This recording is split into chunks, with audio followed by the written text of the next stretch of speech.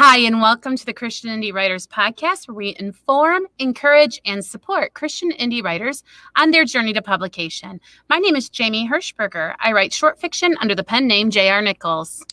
I'm Jennifer Carl Tong, and I write historical Christian romance. I'm Christina Catane, and I write multiple genres, including Christian fantasy. I'm Rhonda Hagerman, and I write fiction and nonfiction under the pen name Dee Bowman.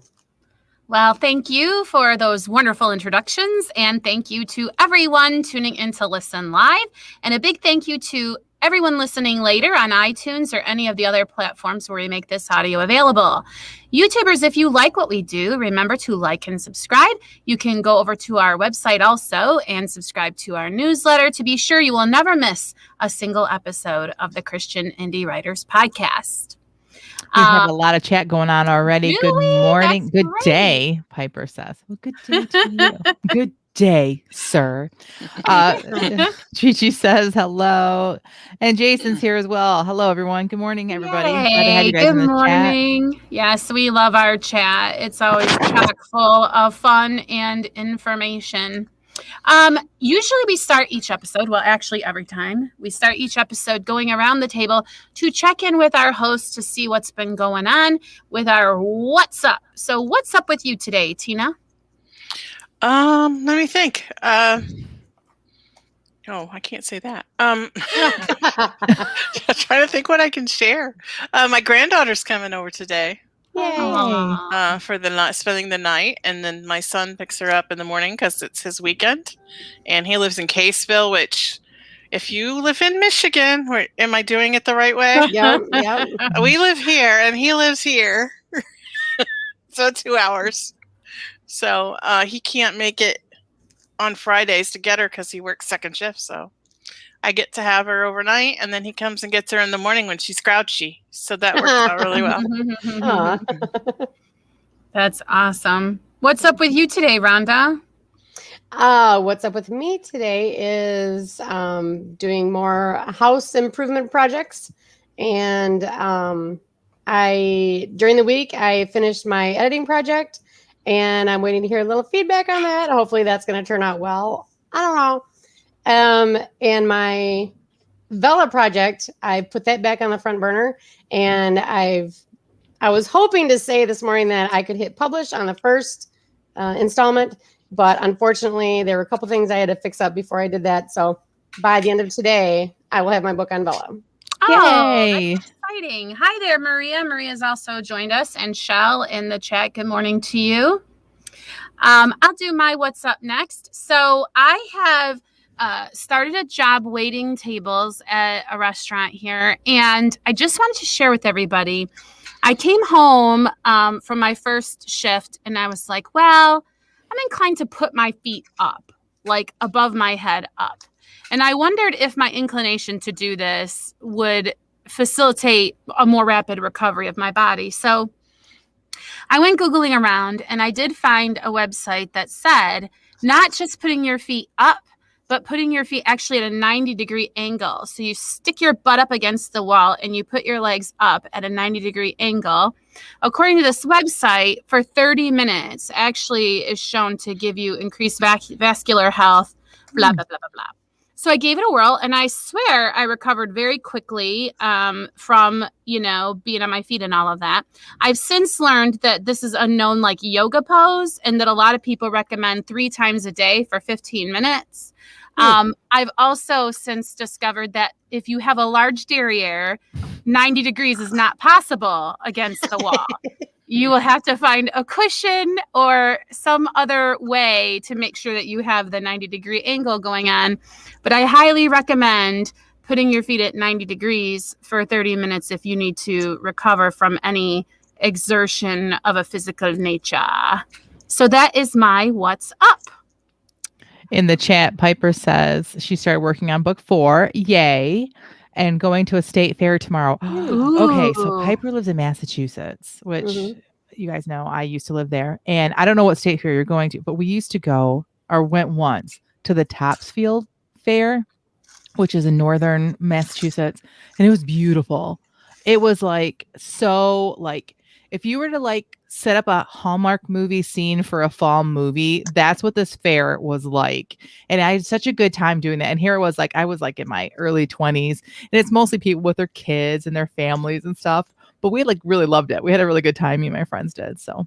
Well, I hope she eats a lot of fried things. Yes. Yeah. Fried Oreos and fried Twinkies and stuff like that. Funnel cakes all day long. Funnel cakes. Maria says, what's up? I'm working on my 4th historical fiction novel. I've released my chapter 1 is very patchy. So working on the beginning. Oh, realized her chapter 1 is very patchy. So working on the beginning again. So that's awesome. I'm working on book 4 too. It must be a thing right now. So. Sorry. Oh, go ahead. We used to go to the Alaska State Fair. Sorry, I'm a little late with this one, but since I used to go to the Alaska State Fair, I can't get excited about the fairs here. Like you go and you look at the vegetables and their normal size, and you're like, "Oh, that's nice." Do they grow bigger up there? Oh, yeah. Is it because you have longer summer days? Is that because why? the sun doesn't go down? Yeah. In the summer, and so like the cabbages would be like, I don't know, the size of a tractor tire, like huge. Wow. And the zucchini and the cucumbers would be huge, and like huge vegetables was like the whole draw. That's going to the fair. Shell says her what's up and taking baby steps on getting my short story self-pubbed little closer every day. That's awesome. Mm-hmm. Maria says fried Oreos. Sounds interesting. I've never had them either, but I've seen that they have them. Yeah, really good. It sounds like a heart attack waiting to happen. Oh, no, it is heaven. Have you ever had a fried Twinkie, a deep fried Twinkie? Mm-mm. Oh my word. Like at first I was like, what are these? And they tried them and they were delicious. And I found out they were Twinkies. They don't taste anything like Twinkies anymore. They taste like, it's just delicious. Yeah. You know what I don't know why I have night? A weight problem. I found these little, at Aldi's, I found Oreo. They're Oreo cookies with a little bit of ice cream in the middle, little ice cream sandwiches. Mm-hmm. And they only have 15 carbs a piece. So I figure every night if I can have one for a snack. But I had some vanilla ice cream in the freezer because it was my son's birthday last week. And he was complaining because he didn't have anything to put on or in his ice cream. So I made him some homemade chocolate sauce, and it was really good. And so last night I put that chocolate sauce on my little Oreo cookie, and it was heavenly. Jason's what's up? Been reworking chapter 1 again. Didn't really like the way it was before. That's actually good. I mean, because I can't tell you how many times I reworked chapter 1 of my second book. Like that's a good thing to keep doing that kind of stuff. So. Jason agrees. He says that fried Twinkies are good. Okay, so my what's up is I'm cold. I am stinking freezing in this state right now. It is September 3rd, and already it is 47 degrees when I get up in the morning to go take care of chores. And so I was telling the ladies before we started that I need to get some boots. I wear Birkenstocks all the time, like all the time. Like even when they weren't popular, I was wearing them because I just love them. And I have old ones that I wear that are my chore Birkenstocks that I wear out. But my toes, like in the wet, cold grass this morning, I'm miserable. So now I just can't get warm. So yeah, my what's up seriously is like I have a blanket on right now. I'm wearing a sweatshirt. And it's still like it'll be up to 70 something, 80 something today. But right now I am so freezing. And I guess that's it. And then we have cat issues. I guess I could say that real quick. Like we got barn cats. We rescued them.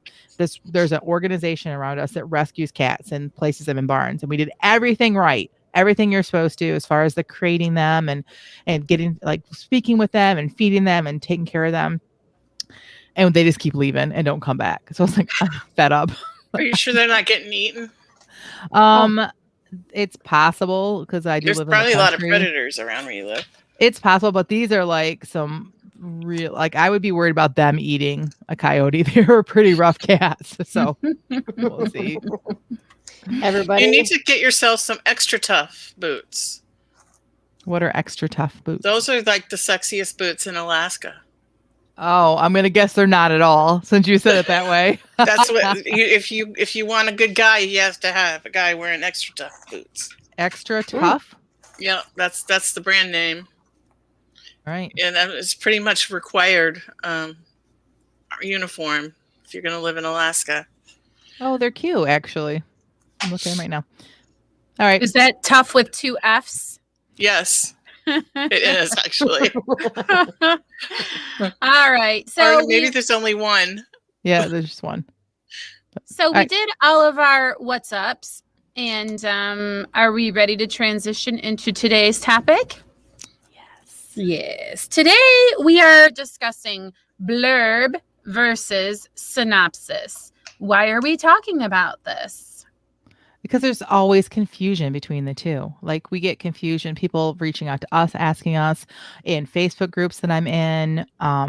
People are like always like asking, or they're saying, could you please look at my blurb? And it's not at all a blurb, or here's my synopsis. And that's not really what they, I need to write a synopsis, but it's not really the right thing. So really it's a conversation that needs to be had because there's a lot of confusion with new authors about what the difference is.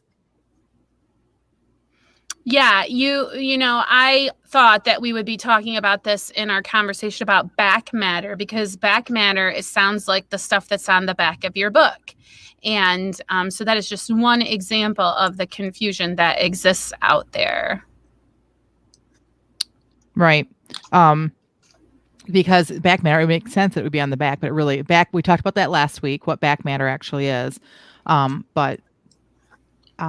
If you don't know the difference between back matter, between blurb and synopsis, it'll make a really bad back of your book, which lots of times that happens with indie writers. So, and I found too that when people in these groups that I'm in, and I'm sure all of us are in Facebook groups, right, that are writer groups and like that. And so we see people that, hey, can I get some advice on this blurb? And usually when someone is struggling with a blurb, what I found most times is that because they haven't written a blurb, they've actually written a synopsis. And that's the problem. All right, so let's talk some terms here. Let's define them. First, let's talk about the synopsis. What is a synopsis? If you were to go to Wikipedia and look up, say, the Scarlet Letter, they would give a synopsis of a book. And there would be spoilers. It would be, Cliff's Notes. They're a synopsis. Right. Oxford Dictionary calls it an outline of a plot of a book, play, movie, or episode of a television show. So like an outline. Mm-hmm. And I guess masterclass.com actually taught us that the word synopsis comes from the ancient Greek word synopsithe. Synopsisia.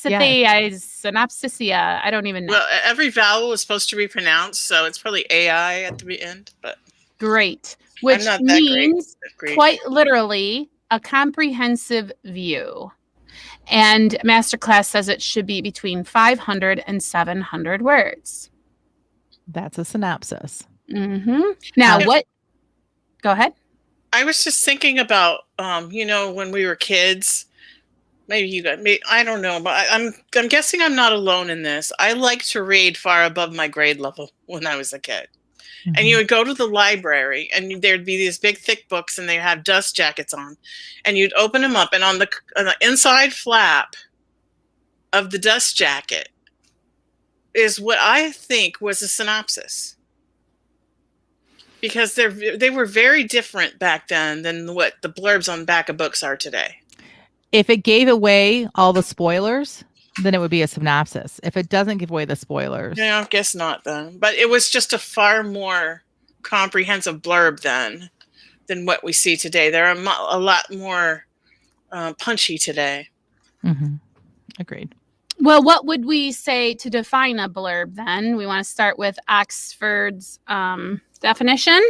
Right. So as opposed to it being an outline, a blurb is a short description of a book, movie, or other product written for promotional purposes and appearing on the cover of a book or in an advertisement. So right there, it tells you that your synopsis is not going to appear on your cover of your book, and it's not going to be in any of your ads, according to them. Okay. And so masterclass.com again They said it should be between 1 and 200 words. So again, contrast it to a synopsis, which is much longer, clocking in at between 500 and 700 words. So there is some confusion even among authors. And some discrepancy. A real famous blurb helper-outer guy named Brian Cohen says the blurb should be less than 300, which does put it between 1 and 200 words. Right.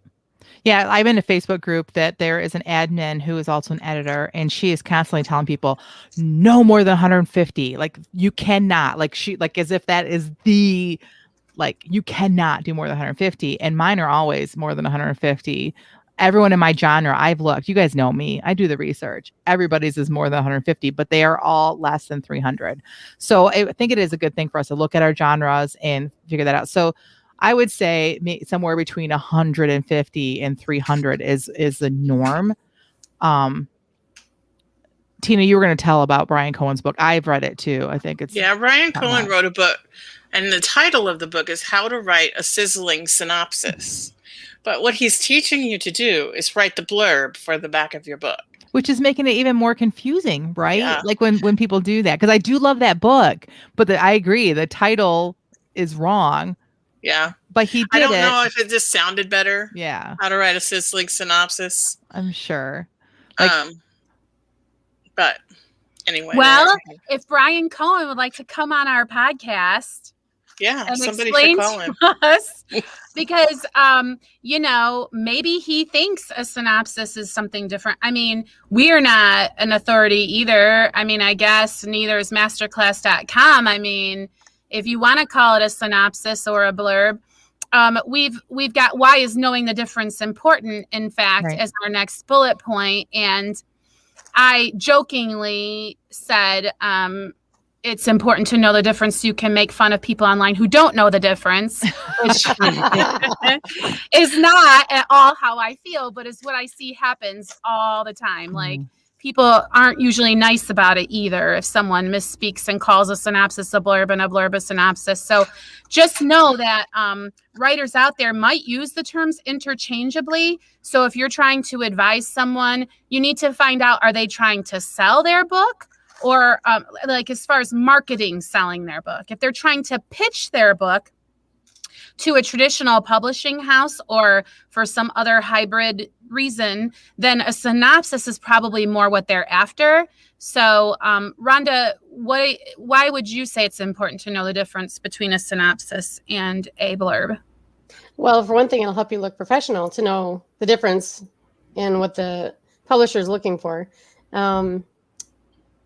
So if you don't know what you are trying to create, you don't have a goal in mind at the end. So you can never really do a good job. You had a good analogy. Do you remember your analogy? Do you have your outline open? I do have my outline open, yes. Oh, yeah. Okay. Yes. Okay. I have it here. Sorry, I was so engrossed in what Jamie was saying. I just totally lost track of where I was. Okay, so a screwdriver is a great tool. A hammer is a great tool. But if I want to hammer a nail in, I don't want to use a screwdriver, although I have in the past. If I want to screw something in, I don't want to use a hammer for that. So a synopsis and a blurb are both tools that have a purpose. Right. BB says, my thoughts. A synopsis is what you submit to a prospective editor, while the blurb would be what you give to the reader. I would change it a bit. A synopsis is often what you would give to an agent or I don't know that an editor needs that. But yes, so this is something that you don't even have to have your book done to have a synopsis. If you're trying to agent the book out, if you're trying to get a traditional publishing deal, often with nonfiction, synopsi. I don't know how you say the plural. I guess I shouldn't say it then. There is a place for that. But it is not the same thing as the blurb, because the blurb is a totally different beast, but they do have their place. Just like Rhonda was saying, screwdriver and hammers, they have their place just like these two things do too as well. And try to put a screw in with a hammer and you'll see exactly. You'll struggle, right? Just like if you're struggling to write under 300 words for your blurb, you probably are trying to do a synopsis. You don't want to tell people what this happens in the story. You want to hook them. Like Piper said a little bit earlier, she said, blurb is hooky to grab a reader, has a cliffhanger. Yes. And we have a whole episode about blurbs. Was it episode 33? 43. So if you want a more detailed description of what a blurb actually is, go back and watch episode 43 for sure. But yes. And so that the blurb is what you put on the back of your book, because you are not interested in telling the reader all of your spoilers and every detail about everything that happens on the back of the book. You want them to read the book to get that information. Yep. Yes. And the back of the book is the second place that people look. After your book cover, the next place people look before buying is your back of the book. Or if you're doing it digitally on Amazon or on Barnes & Noble or wherever, they will read your blurb next before buying. So it's really important that you get it right to convert those into sales. Yes, a good cover and a good blurb is what will help to sell your books. Agreed. All right. Well, we have blasted through this topic. Maria says writing a synopsis or a blurb can be helpful earlier if you find you're losing the plot a bit. Oh, that's a good tip. You know what else I found too? Once you have your idea, and you guys know that I'm a planner, a plotter, and I have everything plotted out before I write it. If I would stop and write my back of the book blurb, it would be so much easier, because after you've written the whole story, you feel that there's so many good things that you want to tell them. Like, oh, they should know this and they should know that. You have too much going on at that point. If you write it before you actually write the book, then you're only going to get the good meat stuff that they need to have. Does that make sense? Like, you're not attached to your story as much as you are by the end of the book. So if you could write your blurb before you even start writing the book, you'll have a better blurb and it'll be easier to write it. It's really hard to write blurbs. It really is. That's why I love Brian Cohen's book. There are other resources out there. If you're not happy with the way that Brian Cohen does it, that's fine. There are other people that you can just kind of Google search that. But I really like his book because he chops it down into pieces so that, like, okay, this is what you do in this part. Then this is what you do in this part. And then this is what you do in this part. And as a plotter, that's what I like. I like a plan. I like to be able to just kind of fill in those spots with my information, make it personal to my book. But I had a system that I could follow, and that's what I really liked. And I took his class too, and then you get like personal feedback from him at the end. So that's that was really cool. Okay, so yes, there's lots of great chat. Oh, hi, Dawn. We have Dawn joining us in the chat. Haven't seen her in a while, so good to see you, Dawn. And also, we didn't really say hello to BB. It's been a while since we had her in chat, so good to see you this morning. What else do we have to say about blurb versus synopsis, ladies? So I guess we have to be very specific. We're saying that the blurb is what goes on the back of your book, for sure. In a synopsis, you tell everything, including all the spoilers. So you don't want that in the back of the book because you want somebody to buy it. So just like what Piper said earlier is you have a cliffhanger, right? So the reason why you, in a synopsis, you would have to put everything in there is because the person that you're sending a synopsis to is not a potential purchaser, a potential reader. They are a potential investor in time, money, whatever. So it's either like an agent or a publishing company. So they need to know everything because they're deciding whether or not to take you on as a client. So that's the difference. You do not want to put, then this happened, then that happened, then this happened. That's not what people are looking for. They want to know what is the angst that your characters are going through. What is the overall, what is the problems that they're incurring? They don't want to know how the problem's solved. They don't want to know everybody they meet along the way. They just need to know what the problem is and make it punchy so that they're like, oh, what happens next? And then they want to read the book. Yes, I believe stakes. What are the stakes, people? Not ribeye or T-bone. The stakes have to be strong enough, life or death, or, hell or heaven, or, whatever, so that the reader's going to be like, oh, I need to know. Will they fall in love or not? Or will they end up choosing the wrong person? Whatever. real quick before we go to, I forgot that I wanted to pull these out. So backing up in the topic a little bit. Sorry, guys. As far as the 150 words or less versus the less than 300 words. So this is the back of a normal romance. Oh, look, it happens to be one of mine. Strange that I chose to pull this out. So if you can see that there is less than 300 words. Okay. So you have your opening paragraph. For romance, it's different than other genres. You do one of the characters, talk about the other character. So either the girl comes first or the guy comes first. So let's just say girl. Here we talk about Phoebe first. Then we talk about Will. And then we talk about the two of them together. And will they make it? My last line is can Phoebe allow herself to love, or will she answer God's call in her life and push away the one man who has loved her his entire life? So, like, I don't know. Will they? So that's what you do with that. Now, in contrast, I pulled out a nonfiction book. Oh, look, it's our nonfiction book. Totally different setup, because nonfiction and fiction are not the same. This is why I think it's really important that you look at your genre and you read the backs of the books of their genre. Guess what I did? I went to Brian Cohen's nonfiction. Even though he's telling you less than 300 words, his nonfiction descriptions, his blurbs for his nonfiction were this long. I looked at other writers that I respect that they have nonfiction out. I looked at other top selling nonfiction books that were similar genres. They all look like this. So you'll see that it's a lot longer, and there's bulleted points and things are put together in a way with different size font, because nonfiction is solving a problem. This is entertaining you and trying to pull you in for the characters. This is going to solve a problem for somebody, but you have to set it up differently. So again, know your genre, know what you're writing, and look at lots of different examples, and that will help you. I should have said that like 5 minutes ago. Really sorry. No, I think that's terrific. Okay, so have we exhausted the topic, do we think? I'd like to comment on BB's last comment down there.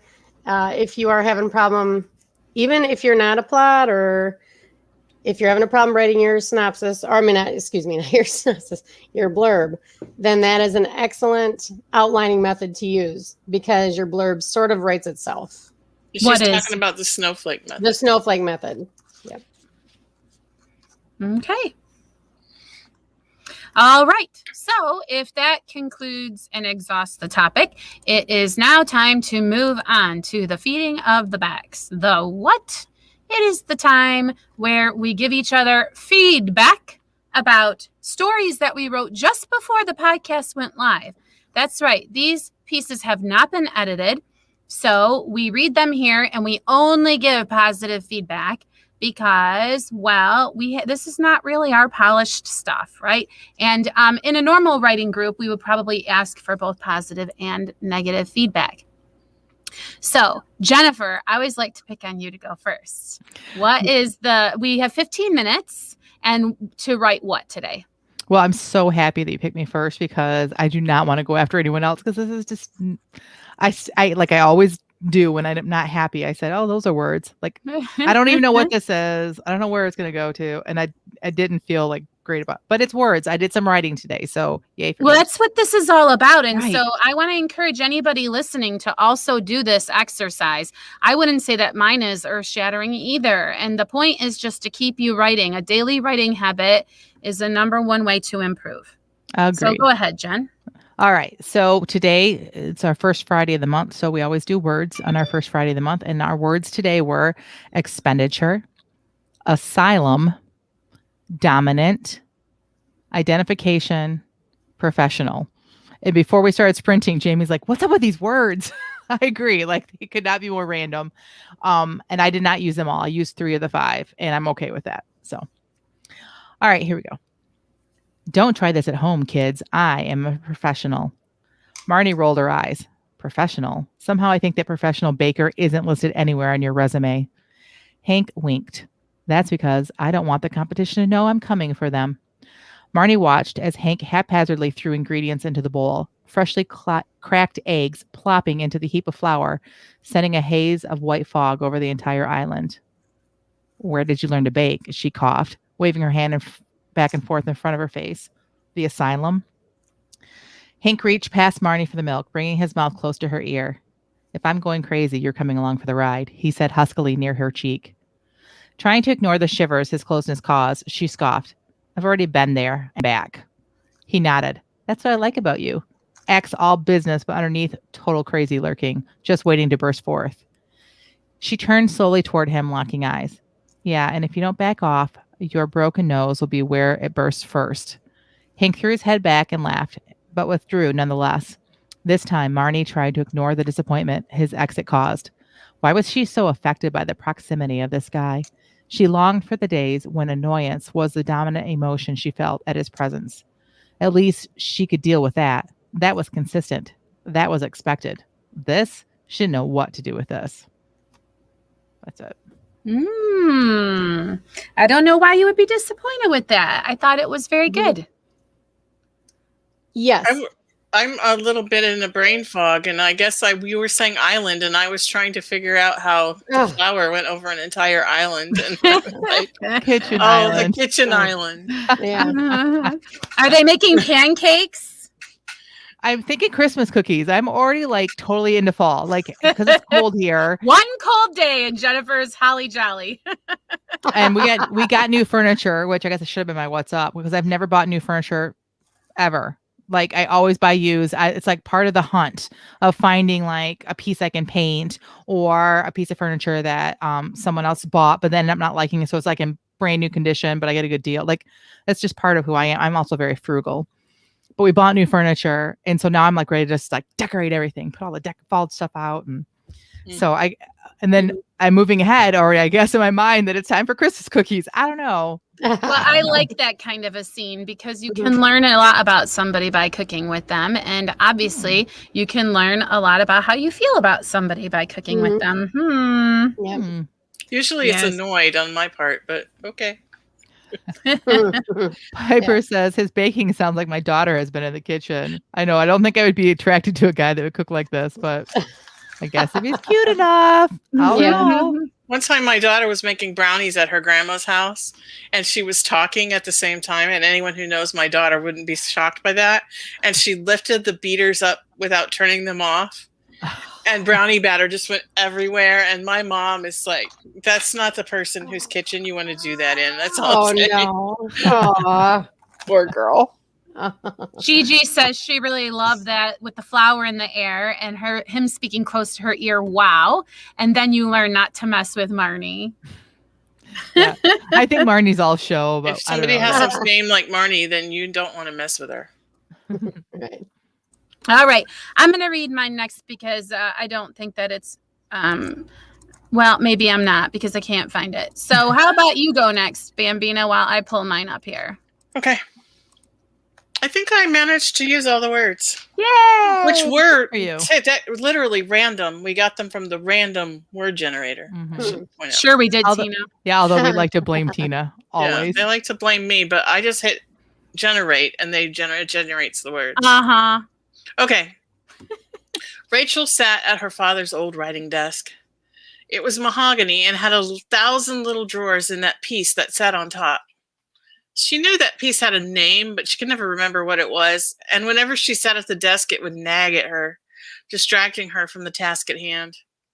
She supposed she might be able to sell the desk to an antique dealer for a good amount of money, but it was the only thing left in the house that still smelled like him, and she couldn't part with it.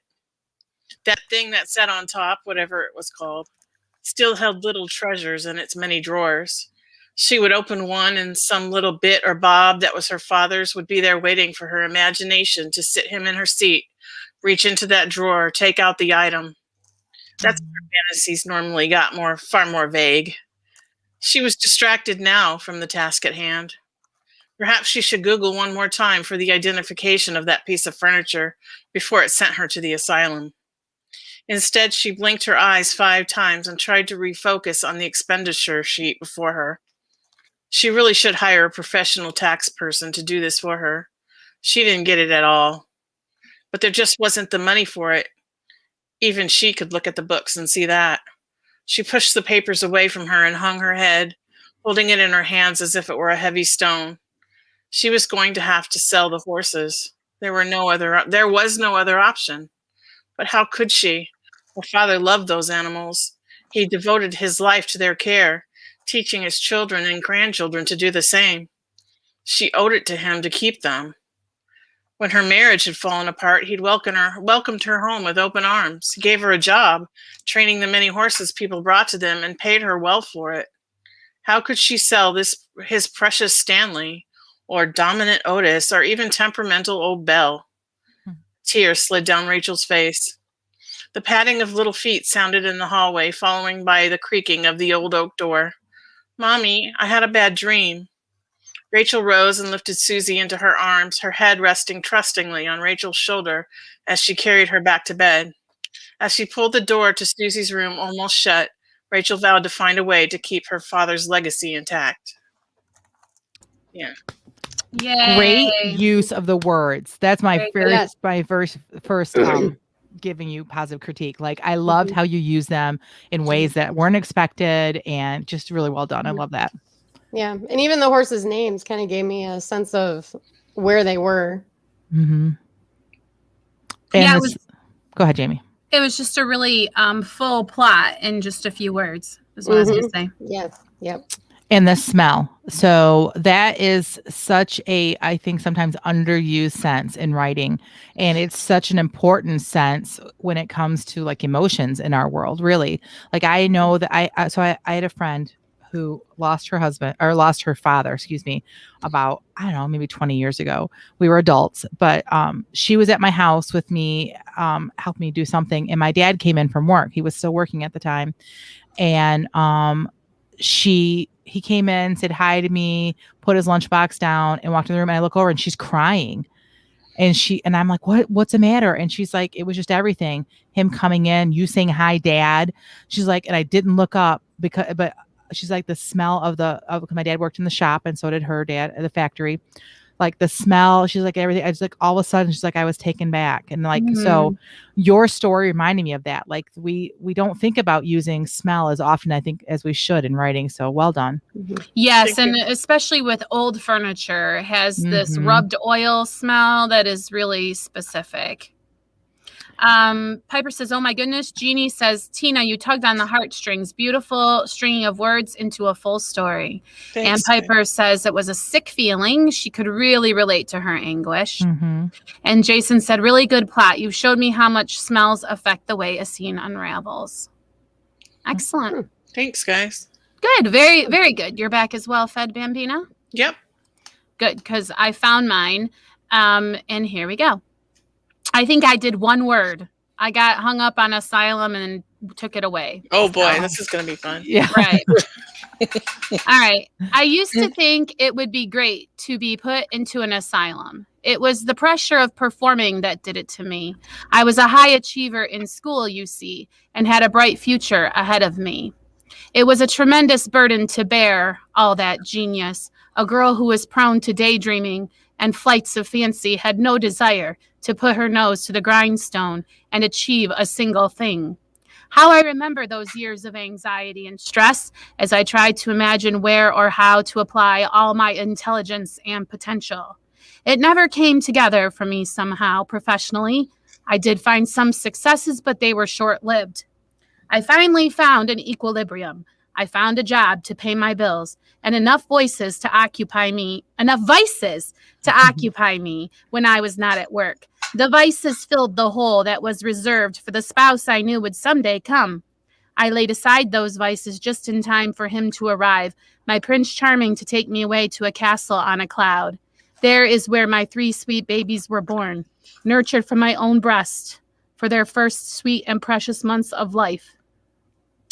I love them, still do.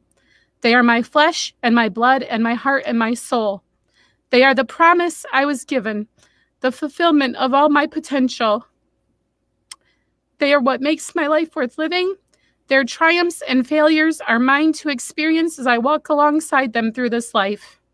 I am glad I did not waste my potential on years of service to a faceless corporation. I am glad I invested in flesh and bone. But now the children are grown, and it is time to dust off the things I once put aside. Not the vices, for I've outgrown those, you see. What can I fill the hole left inside where the echoes of mother ring hollow? I now wish for the asylum of peace and serenity, not the asylum of nurses and scheduled medications and prescribed exercise routines. I suppose that someday the hollow hole of mother will be filled in with the call of grandma. Until then, I sit and ruminate on all of my wasted potential. Love. Jamie, you were such a good mom. If you weren't, you could not have written something like that. That was beautiful. Thank you. Can you read the last line again? Yes. Well, until then, I sit and ruminate on all of my wasted potential. That's my favorite line of the whole thing. I love the whole piece, but I love that whole thing because as you read that, it makes the reader think, all right, does she really believe that it's wasted potential? Or is it her scoffing at society saying you wasted your potential because you were a mom? Like, I love that because it leaves me as a reader to put my own self in there. So as I listen to that, I'm like, it's not wasted potential. Like this is what I was made for. And I just love that because I so relate to what you're saying. Like, and I as you first started reading, I'm thinking of my girls because before you even got to the fact that you were a mother, right? Because my girls, the same thing, being advanced kids, but like that doesn't mean that they have to chase after the American dream. It doesn't mean that you have to you have to be true to who you are as yourself. And that piece is just so great, Jamie. There's just so many layers there that I could spend an hour digging through. Just so well done, like you always do. I appreciate that, Jennifer, because the whole piece, I think, is a war internally that a person has, particularly a woman who chooses motherhood. Yeah. Someone offhandedly at work said, someone else had trained them for a different job, and she was really serious about it, a different restaurant job. And he's like, she was acting like a CEO when she was training me. And I said, well, if I was able to be like that, I wouldn't be wasting my time as a waiter. Like, just because you can function to some high level of articulate or whatever, in his mind, that meant that you're wasting yourself by not striving for corporate CEO or something like that. And I think that that's where the piece was inspired from. And I think that no matter what, like, I know that what you wrote is coming from a different place, but as a mom whose children are all adults now, like, it spoke to me. Like, I joke around and say, well, now what do I want to be when I grow up? Because suddenly I'm not, I don't have this responsibility anymore for these little people. And I think anybody who's a mom who's got children that are grown is really going to resonate with what you wrote. I appreciate that. Lots of good feedback in the chat too. Thank you, Piper. She says it was incredible. And Gigi says it was raw and powerful. You're such a talented writer, and I love this so much. So beautiful. Thank you, Gigi. Our chat is such great cheerleaders and a wonderful support system. So I appreciate that. Oh, Tina, that really gets loud in your microphone when you do that. So I'm sorry. Rhonda, what did you do for us today? Well, Piper, no more emotions, or at least no more sad emotions. So here we go. All right. Actually, I completely forgot about putting the words in. And usually I try to get every single word in. And I don't think I got a single one in. If somebody sees one, it was an accident. Okay. It was an accident. All right. Here's my 200 words. This budget is driving me crazy. I don't know how much longer I can take all this paperwork. Mandy punctuated the complaint by slapping the checkbook down on the table. Mike reached into his back pocket and pulled out a sweaty and tattered piece of paper. Too bad, Mike said. If you want all the changes on this list of yours, deal with it, he said matter-of-factly. I told you to take it slow, but no, he dragged out that last word. It's either time or money. We can get everything done right away, but it'll cost you. He reached for one of her balled fists and held it until he felt it relax. Mandy, you've got great ideas. I mean, they're really inspired. Mike's voice lowered. He stepped into her personal bubble, and for the first time, she didn't move away. It's just so hard to be patient when I can't see any progress. She tried to keep the wobble out of her voice, but this time frustration wasn't causing it. She never noticed him wearing Old Spice before. She breathed deeply. Old Spice never smelled like this when her dad wore it. The end. Smell is so important. Yeah. In the writing Yeah.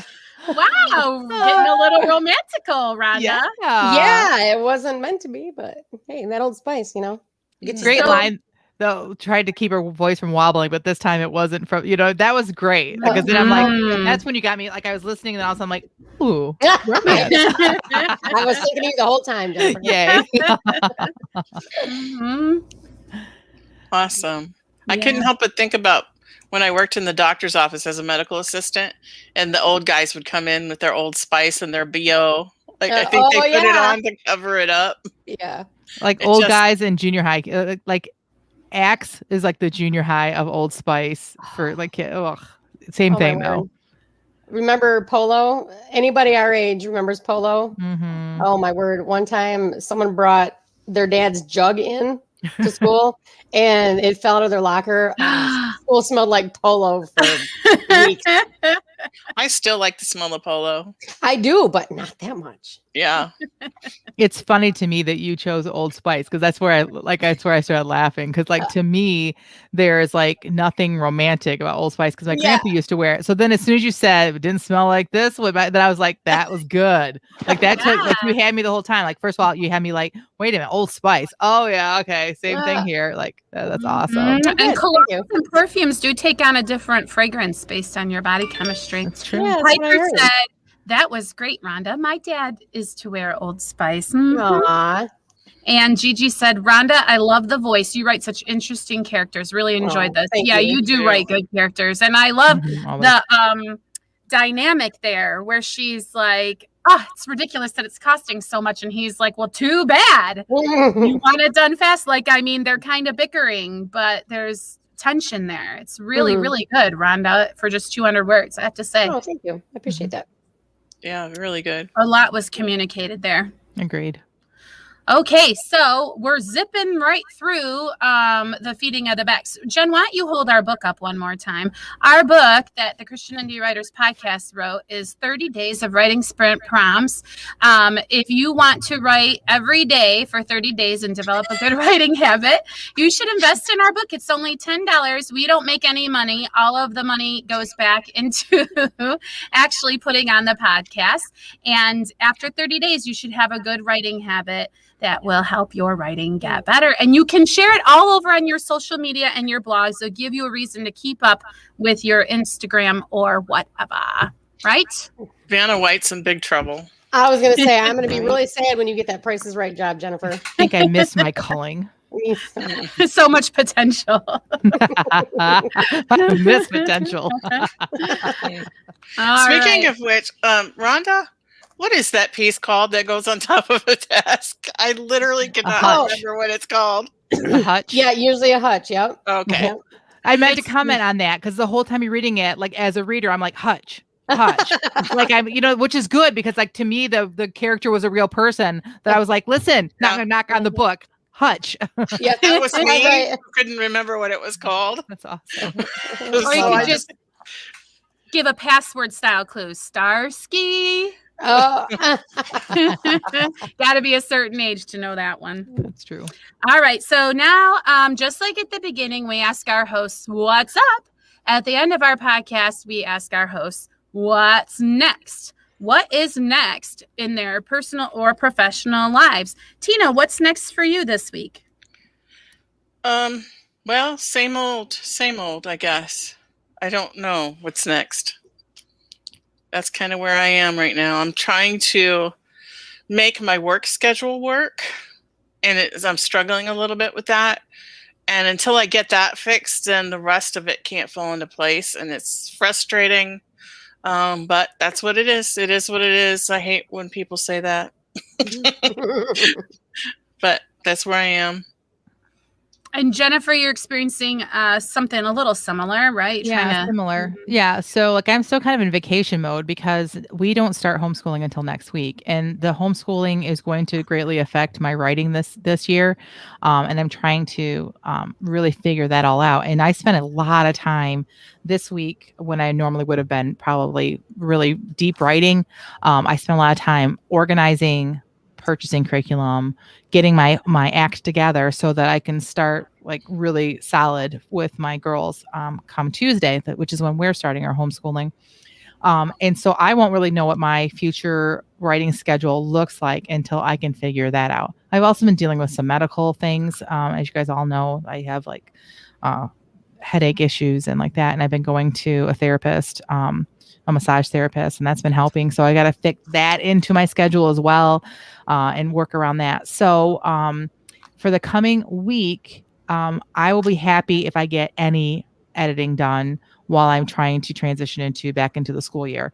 So I really won't have anything to report until next Friday. Hopefully by next Friday, I'll have some answers. I'll know what it's going to look like and feel like and see how it goes, because I really feel that I have to be mom first. And I feel like there are lots of times last school year that my girls got the leftovers as I was pushing to get my book out. So that's where I'm at right now.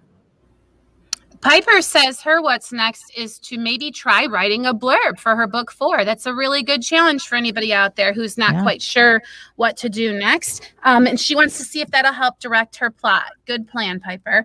My what's next is I'm currently editing book 3 of my light sci-fi series, which is interesting because the first one is sort of a woman's fiction story about a woman who lost her child and an alien gives her a chance to raise him a second time. And then the second book is about an alien who comes to Earth disguised as a raccoon who can do sign language, and that's more of a comedy, farcical romp. And book 3 is like a romance, and it's so much longer than the other two. I'm trying really hard to like hack it down because, well, I don't think the writing is tremendous in it. And also to make it fit a little bit more with the length of the other two. But I'm trying to not be too particular about that also. So I'm sitting my butt in the chair every day from 10 to 12, but it's very hard for me to focus. I've got much tumultuous in my personal life. There's a lot going on, but my butt is in the chair every day from 10 to 12, and I do try to do writing stuff from 10 to 12, and I'm very thankful for my accountability partners that are helping me with that. Some of those shifts might have to give way to work. I'm not sure, but I do intend to still stick to it and be intentional about moving my writing career forward at least a little bit every day. I feel like daily writing might be good for me, but I just can't find it in me to want to do it. So I'm trying real hard to want any of this right now. I feel you. I really do feel you. Mm-hmm. Do you feel like it's a season? I have no way of knowing that. I can't see beyond this far in front of my face right now. Mm-hmm. What's next for you, Rhonda? Well, I mentioned a little bit earlier. I have my first chapter on Vela, but there are a couple things I need to do. Like I forgot that I needed to have a little picture for it and that sort of thing. So I've got to do that today. But I will have my first episode on Vela tonight. Yay! Jason says next, he's getting out a shovel as I found a few spots where I accidentally made a few plot holes. Oh, those must be deep. Been there, brother. Been there. Rhonda, when you publish, like, are you going to put an announcement or a link or something somewhere so people could go check it out? I will. Yes, I will. Where? I will put it on the Christian Indie Writers Facebook page. Okay, great. Start with. All right. Sounds And terrific. then maybe I will send it to you to tweet out. Okay. Sounds great. All right. Did I get everybody? Mm-hmm. You did. All right. Anything else that we have to say about today's topic or anything else? No? All right. In that case, this concludes this episode of the Christian Indie Writers Podcast. Until next time, may your pen be prolific, may your deadlines be met, and may all of your words honor Christ. Goodbye. Bye, everyone. Bye.